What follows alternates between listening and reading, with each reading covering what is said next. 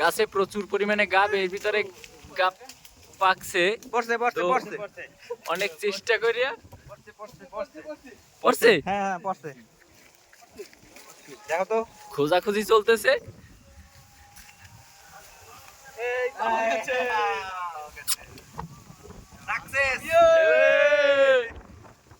এবার যাই গাব খাওয়া হবে।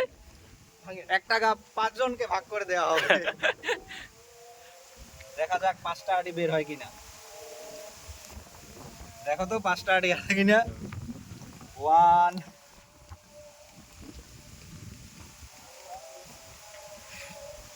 2 নাও শুভ নাও। 5টা আড়ি আছে তো।